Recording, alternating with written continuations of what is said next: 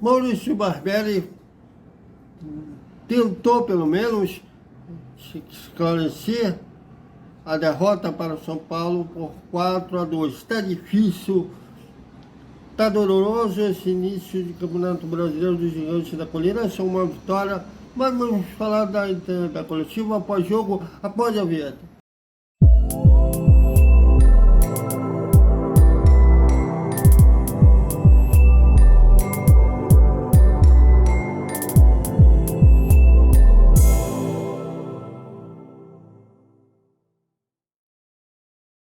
Salve, salve, galera do Vascão. Mais um vídeo para o Vasco da Cidade. De novo, um resultado que me chateia, deixa triste, mas o Vasco, depois de sair atrás do placar, perdendo por 2-0, e ter feito um bom esforço para empatar a partida, 2 vacilos, perdeu o jogo para o São Paulo por 4-2. E após a partida, o técnico Maurício Barbieri tentou explicar o porquê do resultado, que na visão do técnico vascaíno foi um resultado injusto.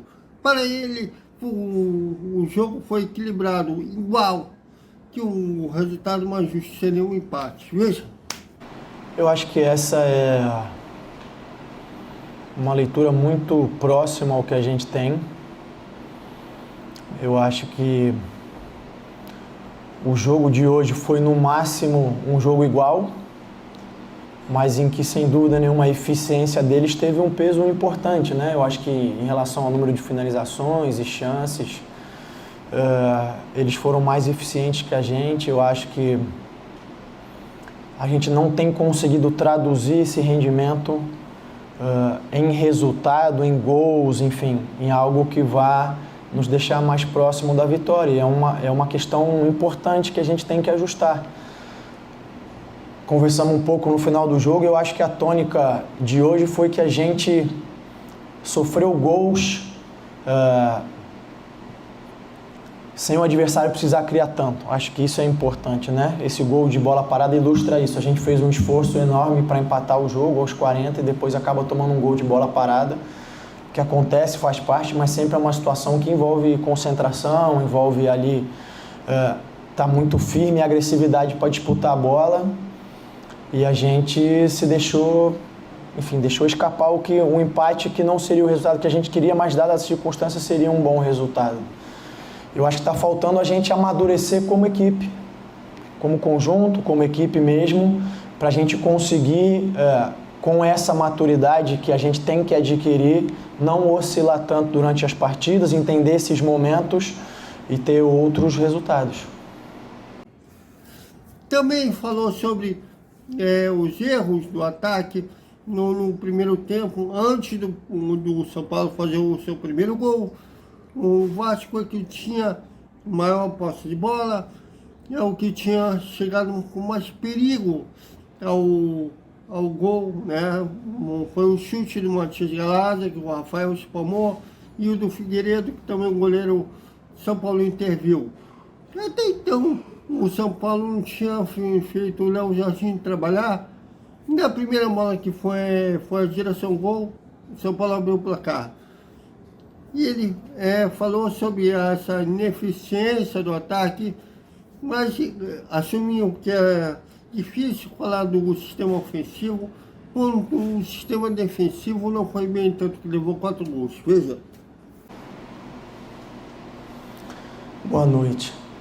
Difícil depois de um resultado como esse, em que a gente acaba tomando 4 gols, colocar só na conta da questão ofensiva, né? Eu acho que hoje, mais do que nunca, faltou também a gente conseguir ser mais consistente defensivamente. Eu acho que, de uma maneira geral, as duas coisas acabam caminhando juntas, no sentido de que se a gente consegue ser mais eficiente e fazer os gols e, de repente, sair na frente, a gente consegue controlar melhor as partidas. Como a gente acaba saindo atrás, a gente acaba tendo que fazer um esforço para buscar o resultado, acaba tendo que se expor, e aí oferece mais espaço para o adversário conseguir fazer esses gols que tem feito. Eu acho que hoje passou muito por isso o terceiro e o quarto gol. A gente acabou fazendo trocas, por exemplo, de tirar um homem de uma estatura maior que era o Pedro, mas a gente precisava buscar soluções e talvez tenha feito falta na bola parada, né? Mas são circunstâncias do jogo que a gente tem que lidar com elas. Também falou sobre acho que o Vasco tem um rol de repertório de uma anotação e uma das notas, vamos dizer assim, executadas do Vasco na partida. E quando o Vasco tem um lateral próximo à área, o Léo, que é um zagueiro, atravessa toda a área para bater o lateral para a área. E num desses laterais que ele bateu para a área, o São Paulo arrumou um contra-ataque que por pouco não saiu gol. E ele foi questionado sobre essa insistência do Léo atravessar ir para o ataque para bater lateral para a área. Ele falou sobre essa jogada, veja. Eu acho que nesse caso, em especial do arremesso lateral, eu acho que isso não fica tão evidente, porque a partir do momento que o Léo vai cobrar, o Piton fica ali, e não é uma situação em que o Piton não possa defender, porque não é uma jogada aérea, onde ele poderia ter um pouco mais de dificuldade do que o Léo. Então isso não... Eu acho que, no geral, a balança tem sido mais positiva nesse tipo de lance para nós do que o contrário. Em relação ao segundo gol deles, toda vez que você vai atacar numa bola aérea ofensiva, você acaba levando seus defensores, que são aqueles que têm mais condição de disputar uma bola aérea, e é sempre um momento em que você fica um pouco mais vulnerável. Eu acho que ali a gente cometeu 2 erros. O primeiro foi porque a gente recuperou a bola e a gente tentou jogar por dentro, que é onde está o adversário. A gente tinha que ter aberto o jogo e tentado uma outra situação de colocar a bola na área.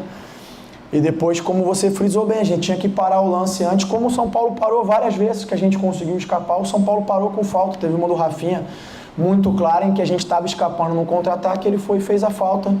É uma questão que a gente vem debatendo, mas a gente precisa fazer. Maurício, você respondeu na primeira pergunta do colega que o empate poderia... E logo após do Vasco arranjar seu gol de empate, mais esforço, né? Saiu 2-0, empatou. O autor do gol de empate, o Matias Galazza, foi substituído e aconteceu os 2 gols do São Paulo quase em seguida da saída do paraguaio. Ele falou sobre a saída do Galazza e os 2 gols do São Paulo. Não, porque a orientação não foi descer e esperar. O Galazza, no momento que ele faz o gol, ele sente cãibra e avisa. E aí ele ainda fala, não, deixa eu tentar. E eu ainda espero alguns minutos, mas eu vi que ele não estava em condição. Então eu precisava substituir um volante por outro, não tinha outra situação que não fosse essa. Porque por mais que de repente se eu colocasse um terceiro zagueiro, eu ia ficar só com o Jair no meio, ia ser uma situação de trazer mais ainda o São Paulo. Então a ideia de colocar o Rodrigo foi porque o Galazza pediu para sair, tanto é que na hora da substituição ele cai no chão e sai até com dificuldade. E a gente continua pressionando, talvez não com tanto ímpeto, mas continua pressionando. Acho que foi mesmo o lance da bola parada, do escanteio, que sem dúvida a gente tem que ter mais atenção. Se eu não me engano, foi o primeiro gol que a gente tomou de bola parada desde o início do campeonato, então era uma situação que a gente vinha conseguindo lidar muito bem com isso. Mas hoje aconteceu e foi um peso enorme para todo o esforço que a gente tinha feito para empatar. Tá difícil, galera. Pior, eu sei o que é pior, a derrota já machuca. E machuca mais ainda que pro Vasco não ir para a zona de rebaixamento. Amanhã o Vasco terá que torcer, entre aspas, para o rival vencer o Corinthians no Maracanã. Algo tem que ser feito, algumas confecções do Maurício Barbieri precisam mudar, porque se o Vasco virar de um turno para o retorno na zona de rebaixamento, será difícil de sair. Bom, é isso, galera, até mais com mais Vasco. Até agora estamos muito preocupantes. Uma vitória, agora 3 empates e 3 derrotas. Que o Vasco comece sábado contra o Fortaleza no Castelão, a sua virada no Campeonato Brasileiro. Até mais.